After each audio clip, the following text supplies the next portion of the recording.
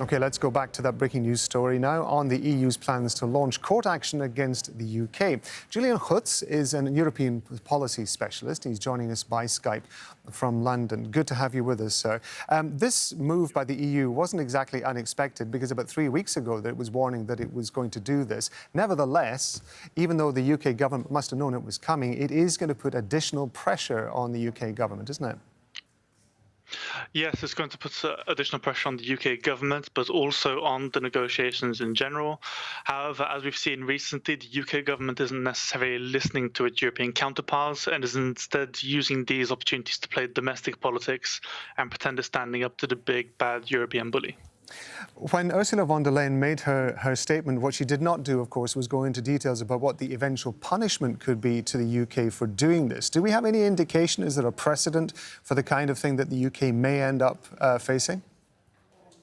Well, I think it's important that we note that this is, I think, one of 93 European Commission legal actions against the UK.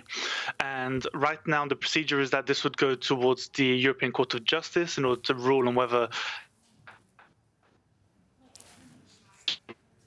then whatever punishment is put in place will be put in place, depending on what the court decides. However, what we need to note is that this causes quite a big security dilemma for the UK and the EU, because if the UK continues down this road and refuses to honour its obligations, then we're going to end up in a realm where raw power politics may come in place due to the UK refusing to comply with international law. Michael Gove, the UK's Brexit minister, has been saying that negotiations are carrying on as normal, that there are some things still to be ironed out. But a lot of these negotiations, from an outsider's point of view at least, seem to be based essentially on trust, that people are going to do what they say they're going to do. And one would imagine that, given the circumstances, that trust has been seriously undermined when it comes particularly to these negotiations. Well, it's true, and I mean, we just have to look at the way that the UK government has behaved leading up to the signing of the withdrawal agreement, which we should all remember that this was what won Boris Johnson the last election, that he was going to implement the withdrawal agreement and get the UK out of the EU.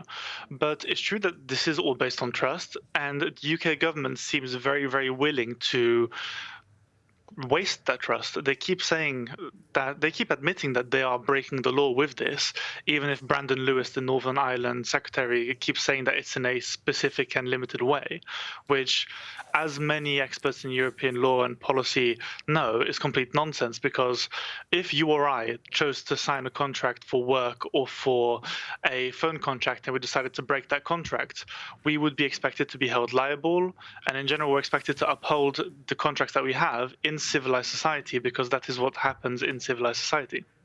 There are wider considerations, of course, as well, aren't there? I mean, US House Speaker Nancy Pelosi has already said that any move to undermine the 1998 Irish peace agreement, which this ostensibly would affect, would ensure that a potential US-UK trade deal wouldn't get past the US Congress. I mean, that is a serious issue further down the line, isn't it? And it gets even worse for the UK, who are in effect relying on a possible trade deal with the US, in that US presidential candidate Joe Biden has said outright that if the internal market bill goes through, which we're going to start finding out if it will towards the end of November, early December, that the US would not sign any trade deal with the UK whatsoever until the problems in the internal market bill were resolved and the Irish peace process was no longer threatened. And I mean, we have to ask ourselves, how competent is a government that is constantly breaking the law at this point and sabotaging its own efforts for what it calls Global Britain? There's a severe problem happening in the UK government right now. We appreciate you giving us the benefit of your expertise. Julian Hutz, thank you very much indeed for talking to us on Al Jazeera.